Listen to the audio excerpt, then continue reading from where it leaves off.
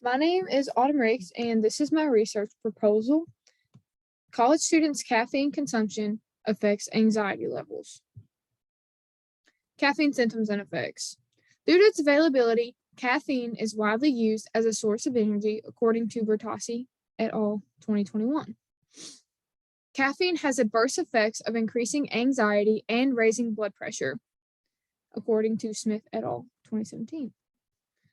A consumption of only 100 milligrams of caffeine can prompt such symptoms as dizziness, anxiety, irritability, restlessness, sleep deprivation, and headaches in few people, according to Uden et al. 2017. The hypothesis of this research study is if people drink caffeine daily, then caffeine consumption leads to increased anxiety. A couple of the research questions that are being asked are, do people take into account that caffeine may be worsening their anxiety, and can caffeine consumption be more harmful than helpful? The participants in this study are eligible if they are students enrolled at Brescia University and can answer a questionnaire via email.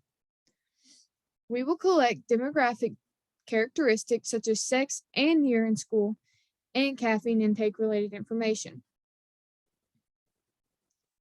The materials in this research study are a 15-question survey,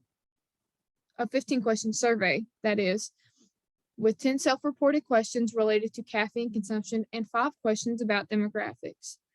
The survey will be collected through Qualiatrix XM.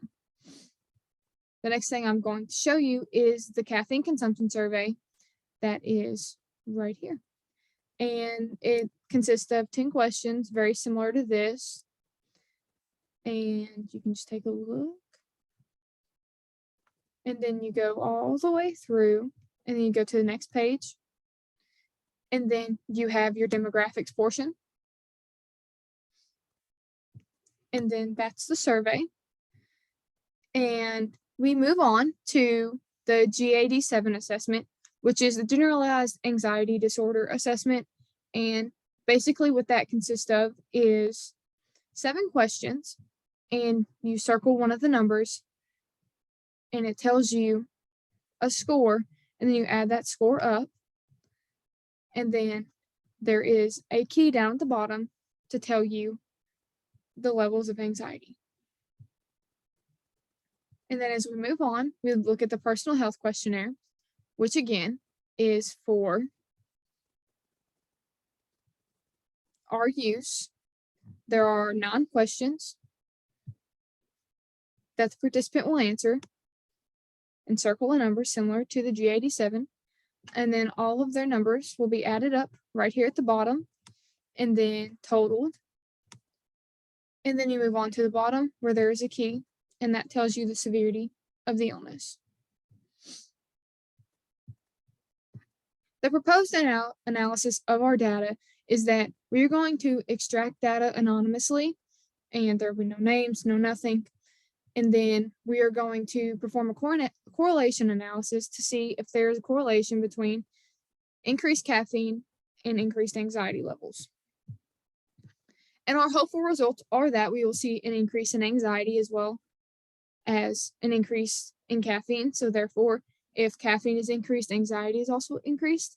And then typically with anxious people, your productivity decreases as well when anxiety levels increase.